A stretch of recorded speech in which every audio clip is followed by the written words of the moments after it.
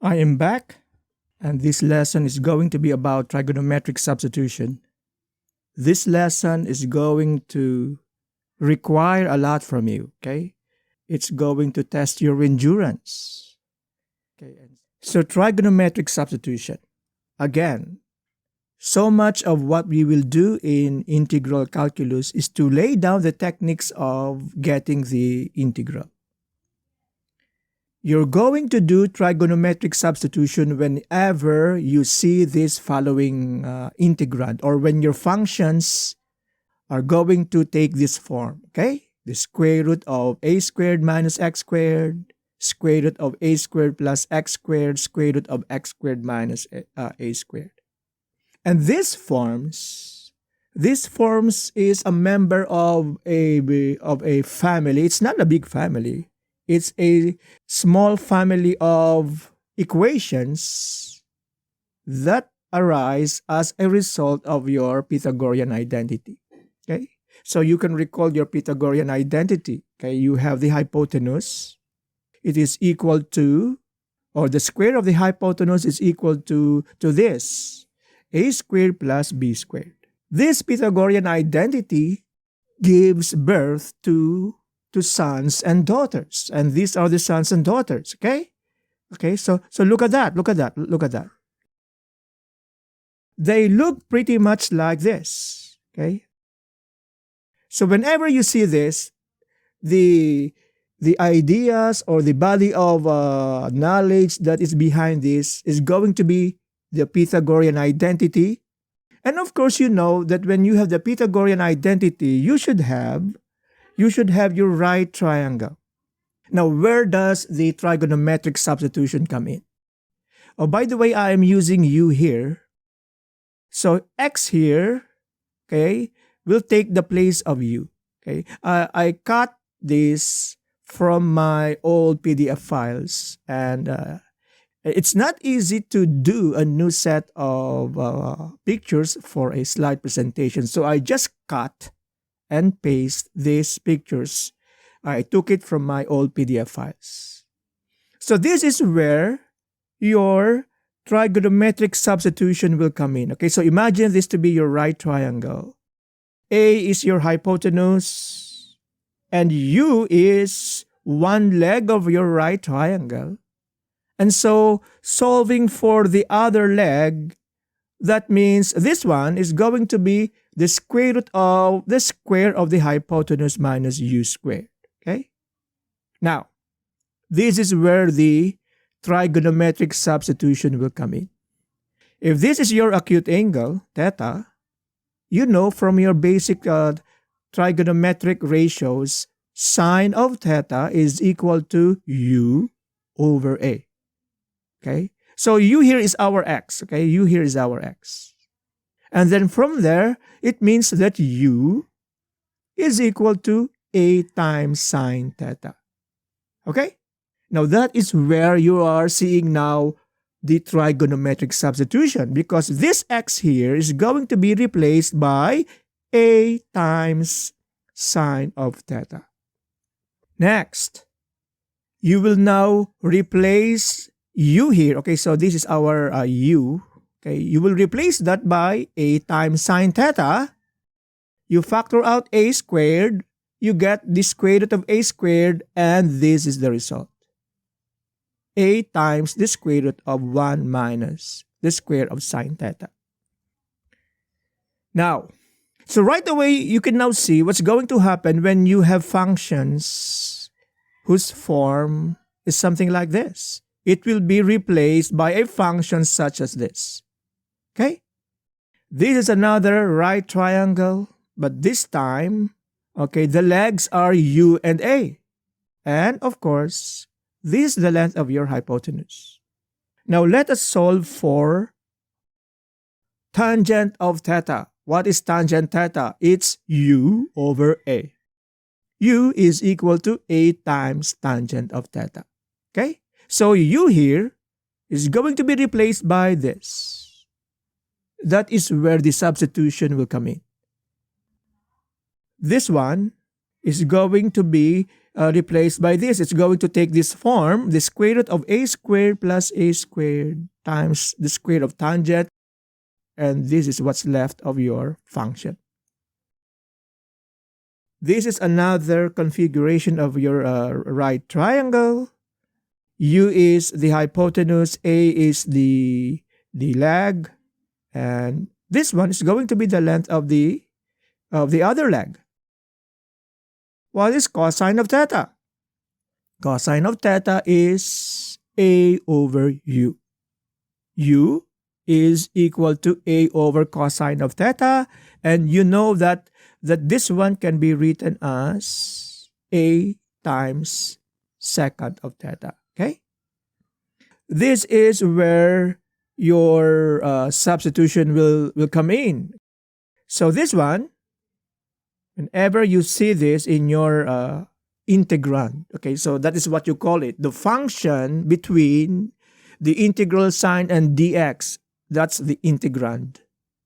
And so this one is going to be replaced by this. So you see now where and why this is called a trigonometric substitution. Okay, coming from these forms, which are the sons and daughters of the Pythagorean mom and dad, they will bring us back to your right triangle. And then from your right triangle, we will generate this sine function, sine, tangent, and cosine. That will take the place of your x here in your integrand. So that is the connection. That is the connection between this.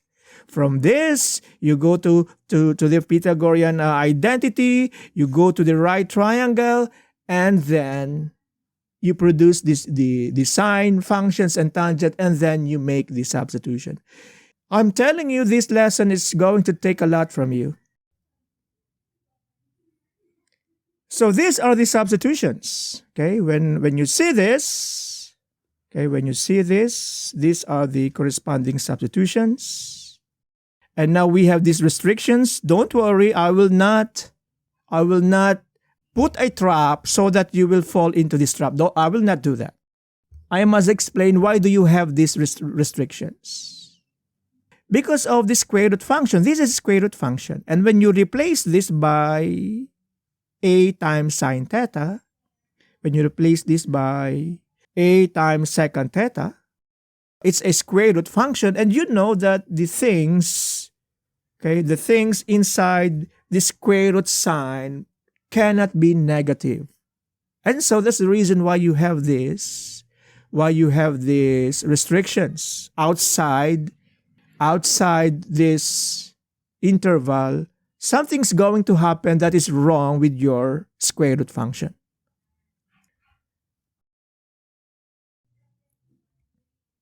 Let us get the integral of the square root of 1 minus x squared dx. Look at that.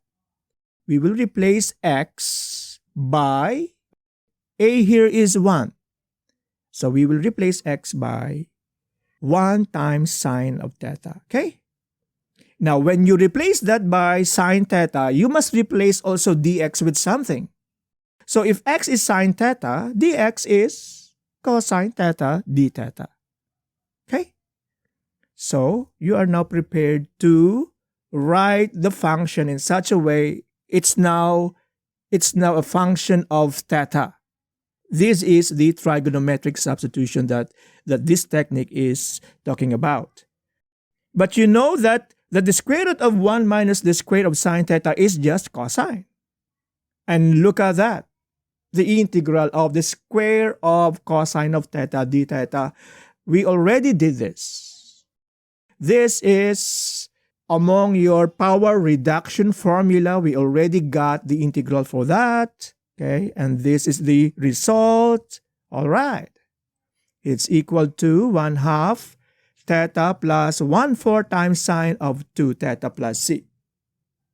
But it doesn't end there. It doesn't end there. Okay, so we are now done with swimming. Okay, we are now running towards the beach. Okay, we are now going to put on our shoes and we are going to run. Why? Because this is written as in terms of theta. Okay, 1 half theta plus 1/4 times sine of 2 theta. But our function is not in theta, it's in x. A function of x, not the function of an angle.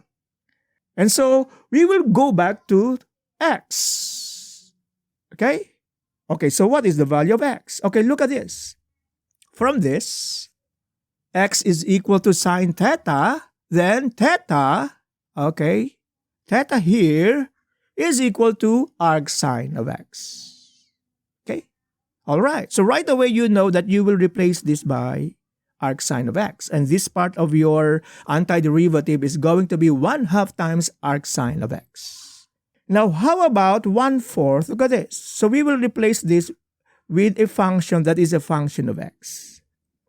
Now, sine of 2 theta, just like what I told you, this lesson or this integration is going to take a lot from you. You will have to bring back your knowledge about trigonometric identities. Sine of 2 theta is equal to this. 2 times sine theta cosine theta. And you can derive this from the sum of angles identity. Sine of 2 theta is just this, sine of theta plus theta. And you can derive this by applying your sum of angle identity for sine function.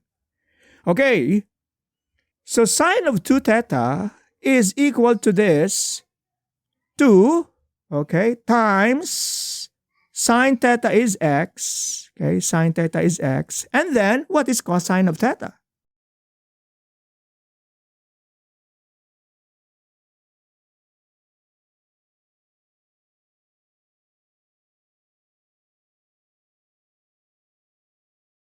You're going to rewrite this now in terms of x because our function is a function of x. 1/2 theta will be replaced by this 1/2 times arcsine of x plus, okay, plus 1/4, okay, times sine of 2 theta. So 2 gets cancelled. So it becomes 1/2 times x times the square root of 1 minus x squared plus c. It took me some thinking to do this because the last time that I opened this book was something like what? It could be something like 10 years ago. And so I am kind of rusty when I was preparing this lesson. And so I just want to check if I got the correct answer. And I did that by going to the web and looking for the formula, okay? So you have a table of formula for integration at the back page of many textbooks in integral calculus. And I saw this. So here, a is 1. Okay, a here is 1. So it's going to be 1/2 times x times the square root of 1 minus x squared. Now look at that. That is that. Plus 1/2 times 1 times arcsine of x over a.